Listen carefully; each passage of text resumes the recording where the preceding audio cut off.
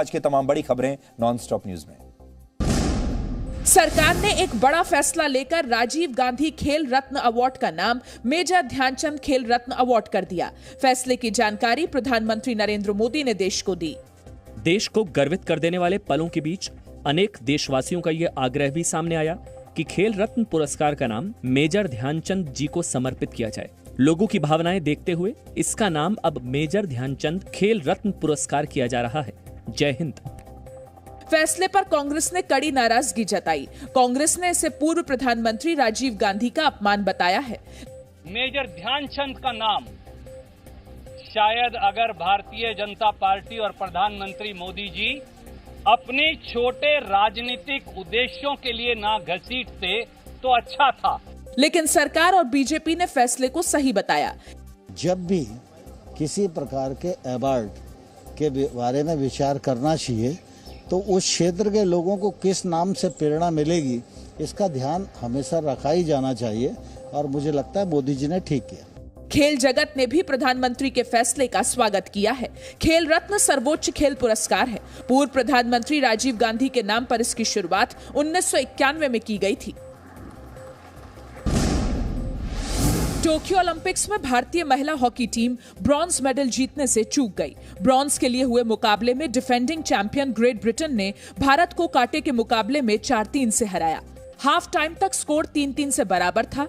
आखिरी क्वार्टर में गोल करके ग्रेट ब्रिटेन ने कांस्य पदक अपने नाम कर लिया। भारत के लिए गुरजीत कौर ने 2 और वंदना कटारिया ने 1 गोल किया। ओलंपिक मेडल चूकने के बाद कुछ भारतीय खिलाड़ी इमोशनल होकर रोने लगी। प्रधानमंत्री नरेंद्र मोदी ने भी महिला टीम के जज्बे की तारीफ की। उन्होंने फोन करके भारतीय खिलाड़ियों से बात की। आप सब लोग बहुत बढ़िया खेले हैं। आपने इतना पसीना बहाया पिछले 5-6 साल से, सब कुछ छोड़ छाड़ करके आप इसी में साधना कर रहे थे।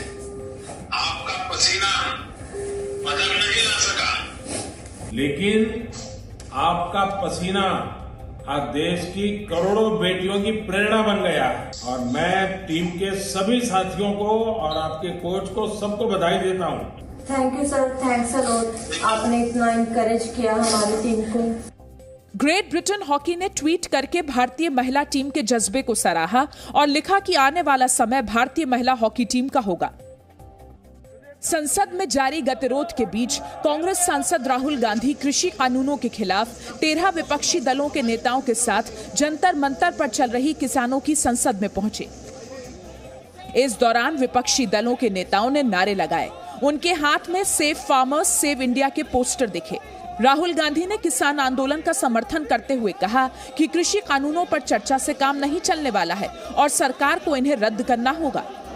यहाँ पे हम किसानों को, हिंदुस्तान के सब किसानों को अपना पूरा का पूरा समर्थन देने आए। चर्चा से कोई काम नहीं चलेगा। ये काले कानून है, इनको रद्द करना है। केंद्रीय कृषि मंत्री नरेंद्र सिंह तोमर ने किसानों को लेकर विपक्ष की मंशा पर सवाल उठाए। उन्होंने कहा कि संसद में चर्चा के बजाय जंतर मंतर जाना विपक्षी नेताओं की सोच दिखाता है।